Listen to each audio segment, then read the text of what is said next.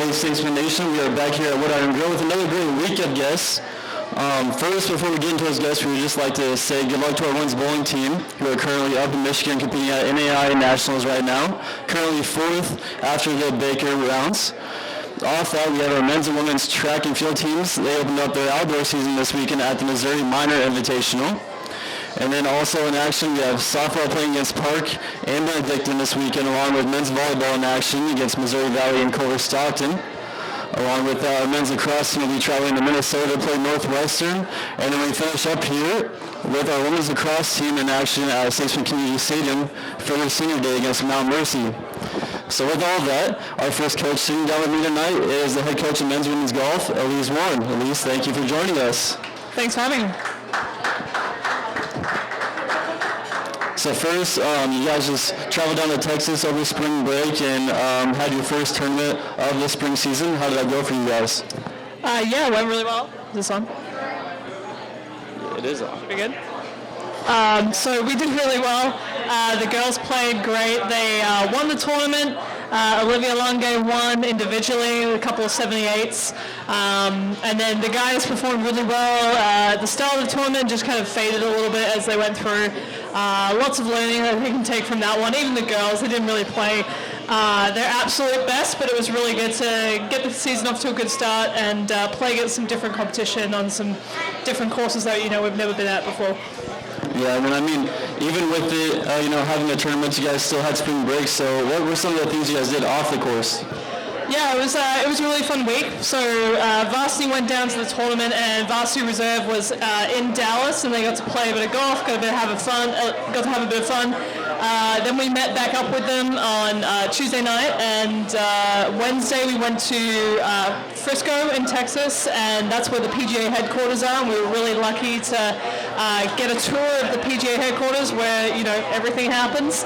And we got to play a little par 3 course and have some fun out there, and then the next day we got to go down to the stockyards in Fort Worth, which was pretty cool, and got to see the Longhorns get shepherded down the road, and so they absolutely loved it. A lot of cowboy hats were bought, and they had a lot of fun with it.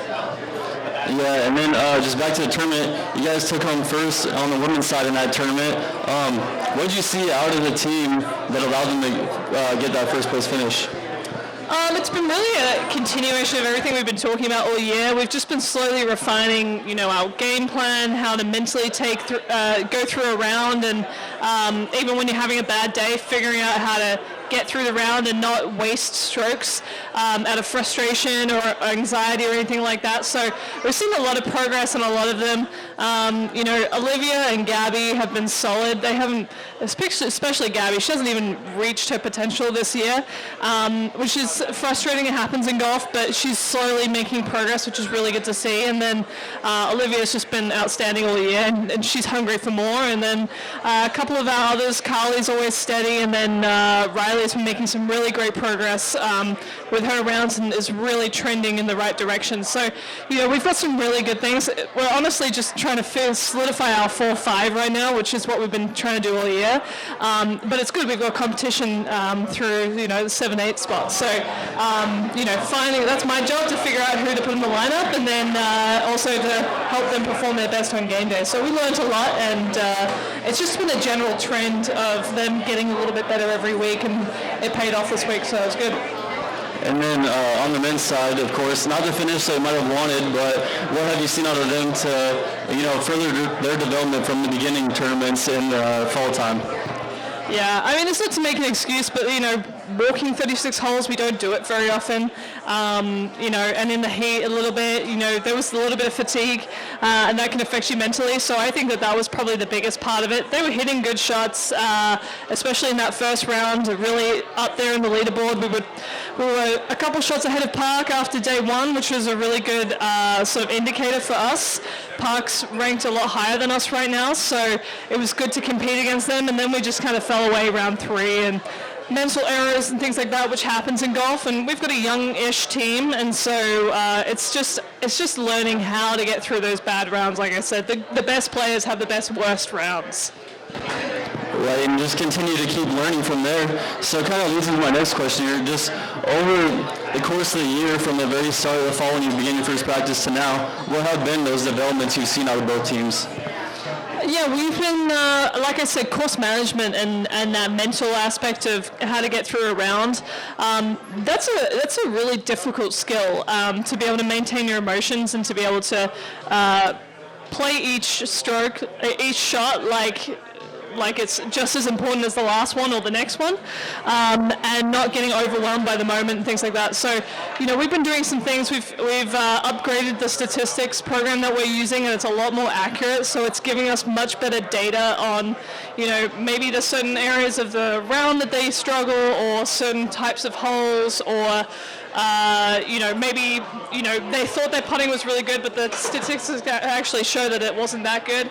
And we can be a lot more detailed in our feedback to them. So that's been a huge help. And then also, just on the mental side of things, it's something we constantly have to work on. And the more it's really something that you develop over time. It's not something that you can just say, hey, I figured out my mental game. It happens with time. So normally our seniors have it a lot more figured out than our younger guys.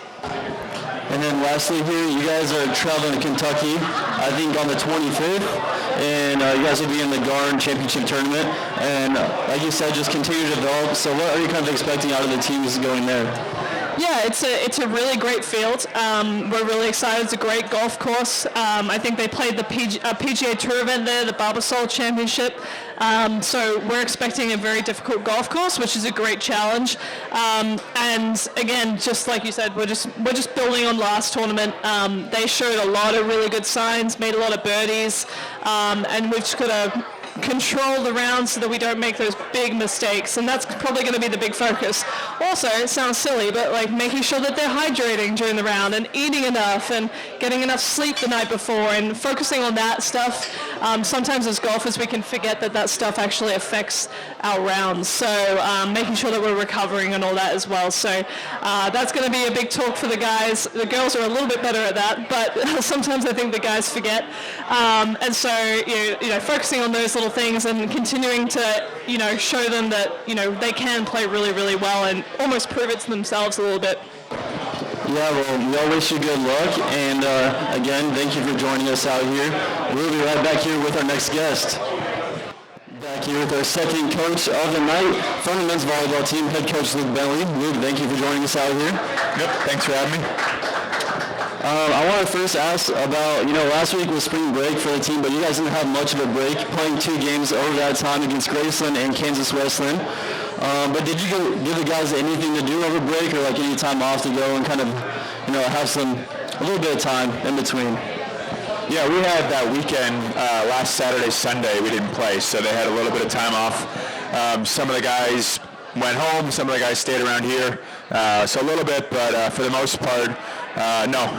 We were going back again on Monday, so we only had a couple days. And then we're just going to jump into your guys' last game here. Last game against Mount Mercy. Great game. You guys won 3-1. But the fourth set there, you guys were down by a few points, somehow found a way to come back and end up winning that fourth set and winning the match. Can you kind of take us through what happened there in that fourth set? Yeah, we were down 24-19. And ended up getting the ball, and Anthony Torres went back to serve and rattled off, I guess, 5 or 6 straight, and put us to the match point. Lost the next, traded a few points back and forth, and ended up winning an extra points there. Not really something you plan for or expect. Not at all how we drew it up, but it worked out well, and we're just happy to come away with the win. But Anthony's kind of been our rock from the service line the last couple of years, and he kind of came through again for us. So yeah, pretty exciting the way to finish it out. And I'm sure that's something that's practiced regularly and practiced every day. But on that topic, what does a regular day of practice look like for you guys? And then how does it maybe change when you have a game the next day, and how do you prepare for those games? I would say most days are similar, at least how we start practice. I feel like I can get really technical here, and then it's just going to kind of get a little far out. So I don't want to get too technical, but we always start most practices with a little bit of a different warm-up. We do actually something different probably than most. We do some like ball warm-up with small stress balls, and we're working on like hand-eye coordination and reaction work. That's probably a little different than most. So we do that before we even touch a volleyball, and that kind of gets our eyes moving, it gets our feet moving a little bit. Then from there, we get warmed up with the volleyball, typical warm-up stuff. And then we try to get into what we consider to be the most important part of our game, which is serving and passing. Two things we do every single point. So we serve and pass to start practice every day, and then from there it probably changes. But those first couple things are pretty much the same. And then from there on, pre-game or day before a game, it's probably a little bit more, game ready. So like today we play tomorrow. So today we did some specific things getting ready for tomorrow. If we're not preparing for a game, we're going to probably play a little bit more, have a little more live play going. It just kind of depends. But yeah, it's probably hopefully a little bit of an idea of what we do. And then I've also seen, I think it was posted on social media, you guys had like a bit of a dodgeball, maybe not dodgeball, but just like another kind of game to like get the guys' minds pretty much in a better place, like happier. Is it often that you guys maybe turn to another game or some type of thing before practice starts to try to get them, just in a good mood? Yeah, what we're trying to do is we're trying to have fun. Our world is so driven by results and what we're trying to accomplish every day. And once you get successful, you want to stay successful. So it's a lot of these kids. They're college-age guys, and they want to have fun too. And sometimes it's hard to have fun when it's all business. So yeah, every now and then we'll do something fun just to remind ourselves that, we're here to have fun at the same time. And it's not all serious. And sometimes having fun's not a bad thing. And then on top of that, I've seen you during the games a couple times, and it always seems like very calm and collected.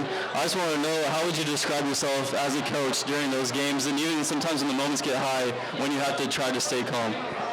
Yeah, it's a good thought. I guess I would describe myself as like a duck on water. On top of surface, I'm calm. Underneath, feet are moving quickly. Kind of the same thing, like surface, I'm calm. Inside, thinking a mile a minute, trying to process everything. How can we put ourselves in a good position to succeed? All the things that go through a coach's head. So, it's hard because what I'm trying to portray is what I want the guys to be like, which is calm, cool, collected, focused on the moment. That's what I'm trying to do on the sidelines. So that's kind of the goal. But yeah, of course, there's moments that are more difficult than others. I'm glad some people notice that. I try to be calm, so I'm glad I'm doing the right things there. But yeah, it's an exciting sport, and there's time to get excited as well. But yeah, it's tough at times for sure. Yeah, very exciting when you guys are going 15-3 currently, and with that, you guys have 8 games left on the season. So where would you say the team is at right now, as you guys are kind of on the last couple of games here before postseason? Yeah, we're trying to finish those 8 games as well as possible. I mean, it's 8 conference matches, puts us in a position to get to the conference tournament, maybe host, and then qualify for the national tournament. So it's 8 important matches that are ahead of us. I don't know. It's a 2.5-week stretch here that we're kind of going to grind through and see how it goes. So they're big, and I think the guys know that, and I think they're prepared for it. And ultimately, we just want to keep playing volleyball. That's all it is. We want to keep playing as long as we can. We have 10 seniors this year, and they all want to play as long as they can. And so, yeah, the longer we can keep doing that, the better it is for everyone. Yeah, you guys are definitely on the right track. And again, I just want to thank you for joining us out here. We'll be right back here with our next guest. We are back here with our third and final guest tonight, and that guest is the reigning Heart of Women's Wrestling Coach of the Year, Jay Cadle. Thank you. Excited to be here. Yeah. I haven't gotten to talk to you since that honor that you received at the Heart tournament. So how does it kind of feel to be recognized by the Heart and by your peers? It's definitely exciting. Obviously, it goes to show the hard work that we put in. But again, I'd rather win a conference title instead of Coach of the Year. So obviously we still got work to do there. But again, it's a good reflection of individuals starting to kind of recognize the success that we're having with the work that we've been putting in. So that's exciting. But yeah, like I said, there's always work to continue on, and it's a good barometer that we can use for recruiting and things like that too. So it helps in that aspect. Definitely helps. And it helps especially when you're getting to the national tournament. You guys sent 9 girls to the national tournament. And so can you guys just recap how that went for the team once you guys were up there? Yeah, overall, I think we do a pretty good job of peaking, I guess you could say, for the end of the year. The national tournament's the most important event.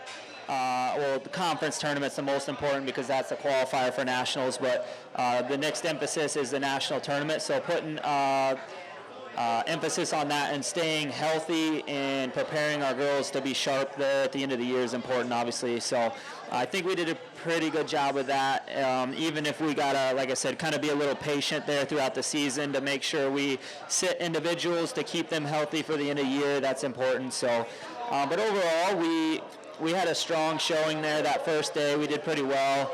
Our girls I think we out-wrestled most of our seedings for the most part. We had Ashley was seeded second, ended up winning it. We had Adugo was first, she won it, and then we had Mia, she was first, she won it. Devin Patton came in as a 7 seed, and she ended up getting third, so she was champ on the backside of the bracket, which obviously helps with team points. But then JoJo, she was, I think, ranked maybe 9th coming into the tournament, but she ended up with the 2nd seed because of her conference performance. And then she ended up getting 4th place, and so she did pretty good too. So, but then obviously we have some individuals there that we probably needed to win a couple matches that would have helped us team-wise too. But yeah, we'll continue to get better, and they know what to expect for next year, which is good too. So overall, it's pretty good showing for the most part. A lot of success, and were you guys paying attention at all to the success? I mean, you guys got 4th place, finished 1 ahead of Grandview. Were you guys watching that at all the whole time during the tournament? Honestly, I did not. No, I mean, we just let the tournament progress. I knew it would have helped us out a lot if we would have got two of those other girls on the stand for sure. We kind of lost a heartbreaker first round with Catherine. She was winning, and literally we got turned with like less than 8 seconds left to lose the match. So and that girl ended up being an All-American. So we were winning that match for the good majority of it. So that kind of hurt a little bit. I think she definitely had the ability to get on the stand. Izzy Hawley, she was a returning All-American. We had a really tough seed first round. That didn't help us very much either. But so yeah, I think if we would have had a couple of those individuals, that would have helped us a little bit more in the team race, solidify our spot. But then, yeah, didn't really pay attention to it too much because if the individuals do their job, the team aspect kind of takes care of itself, So, I think literally heading into the finals, I saw is where we were at, like 4th place. And I was kind of surprised, but. Again, that was kind of like the only time I paid attention. We had a head-to-head matchup in the finals that we kind of had to win to probably solidify our spot for 4th, and thankfully it was against Grandview, so that helped, and it was good to obviously outplace them. And so, yeah, I think what people might not know behind the scenes too is I think one of the Grandview girls actually got DQ'd, so that kind of helped us too in the team race. So I think she lost all of her team points. So that kind of helped us a little bit in the team points too. Yeah, you kind of talked about that head-to-head matchup there. I was going to ask you, during Ashley's match in the championship, came down to that last final second move by the Grandview girl. What was kind of going on in your head, and just kind of the thoughts overall at the end of that match for Ashley? Yeah, I think she wrestled a great tournament, and a great match. It was literally controlled the whole match, and then she was a national champ for 5 minutes and 59 seconds. So it was kind of down to that last second. I remember looking at the clock. I missed it. There's 3 seconds. I look over, I look at the clock. There's 3 seconds left. I look back, and I see her getting thrown on her back, and I was like, oh, man. So it was luckily worked in our favor, though. So time was expired, and she ended up winning. So it was good. It was good. So before the review was actually coming in, did you think that she had won, or? I didn't know because I looked away from the clock and the wrestling, so I didn't know if I had no idea. So I was hoping, obviously, that there was 0 seconds when it happened, and so turns out that's what they concluded, so that was good. But so she wrestled a pretty good tournament, though. So I think she was definitely the best girl in the bracket for sure. So it was just a matter of her confidence, especially after she didn't have the performance she wanted at conference, and then that kind of mentally affects you heading into the national tournament, knowing that you're going to have to wrestle that girl again that you just lost to. But she's a high-level competitor, and we're fortunate to have her. So Yes, we are very fortunate and glad that the clock was expired. But kind of switching lanes here, we're going into the off season now. So what are some of the things in terms of the team that you're looking for maybe in recruiting, and just what kind of direction we're going to in this offseason? Yeah, the main focus, obviously, after nationals is full force on recruiting. But at the same time, we have those 3 girls qualified for the Olympic trials as well. And so we're trying to prepare for the Olympic trials next month at Penn State. And so we're just managing, obviously, the recruiting side of things and trying to bring in some high-level individuals that are going to also push the girls we have and maybe even try to take some of those spots, which is good. And so I think tomorrow we have the best girl in the country at 155 coming in. So she's one of the top pound-for-pound girls in the country right now, too. So, and then we got some pretty good recruits coming in the following week. So it's just a matter of getting them locked down for next year. And getting that depth that we need for next year is important, too, because that's kind of where we're at the disadvantage right now with our team is we don't have 10 All-Americans right now, as compared to the team that won the national title this year. They had 10 All-Americans, 1 national champ. We had 3 national champs, but we only had 5 All-Americans to compare, So we got to find a way to get some more girls on the stand to get the team title for next year, so. And lastly here, do you just have a favorite memory from this season or favorite story? I would say, the national tournament was probably the highlight of the season, putting that cherry on top, getting a team trophy that maybe we weren't supposed to get or maybe we weren't expected to get or didn't think we were going to get, But I would say that was definitely, the girls did a really great job of coming together at the national tournament and supporting each other and displaying their best wrestling there at the national tournament. So that was highlight. And then I'd say one of the best matches probably was at conference when JoJo had that exciting win in the conference championship match over the Grandview girls. So that was a big, exciting match for this year too. That really comes to mind too. So, but yeah, I would say super proud of those girls for their ability to compete there at the national tournament and do well. So. All right. Well, Coach, appreciate you answering all the questions and, trying to do your best to answer them fully. Yep. Very much appreciate it. Also appreciate you coming out here tonight and joining us. So this is going to do it for here at the Wood Iron Grill this week. Again, thank you for joining us, and have a great rest of your weekend.